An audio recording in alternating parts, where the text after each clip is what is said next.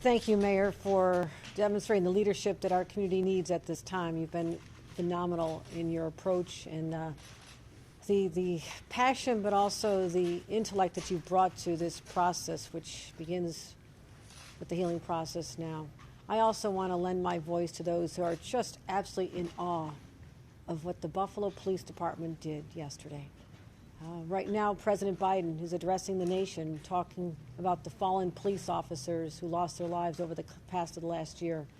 That knowledge is seared in my mind to know that these individuals put on a uniform every single day, as do law enforcement all over our state police officers, individuals in small towns and large. And they are so heroic at the time it comes, but they deserve our respect at all times. And I want to just give my gratitude to the Commissioner, to your members, as well as everyone who stepped up. I also want to thank our Attorney General.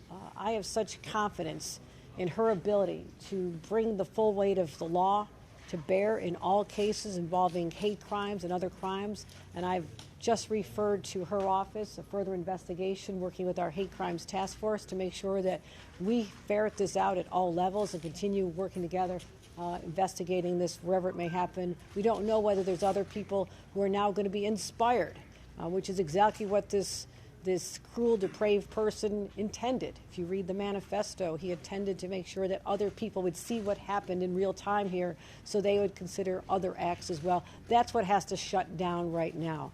And to listen to the FBI, hearing that there is now a website, the Buffalo shooting, that just sort of struck me.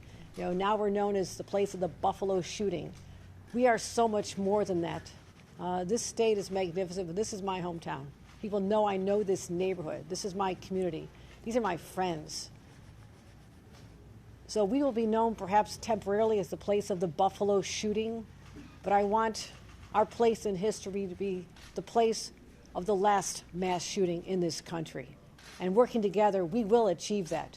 Bringing to bear all the resources we have, whether it's smarter gun laws in our nation, and I continue to call on Washington to do just some basic things like we've done here in the state of New York. I also call on the Supreme Court, which is actually considering rolling back some of the protections that we put in place here to protect New York citizens from gun violence. We encourage them to just leave the law alone, but we'll find out soon where they're headed. But also the social media platforms, those companies, we're going to be sitting down and having a conversation very soon about, are they doing everything they humanly can?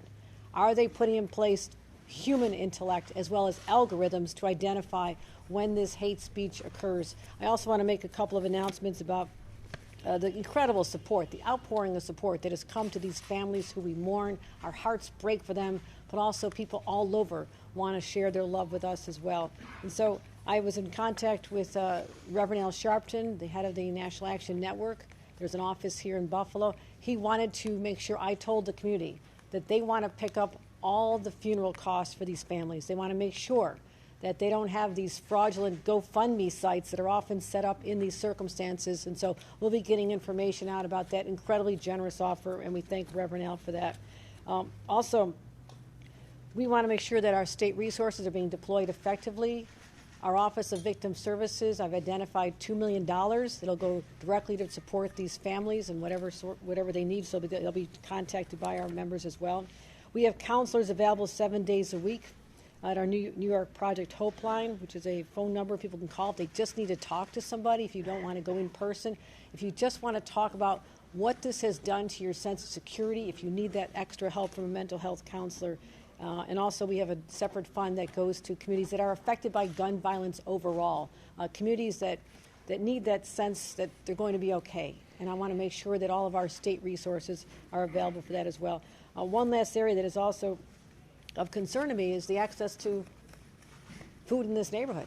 We now have a food desert.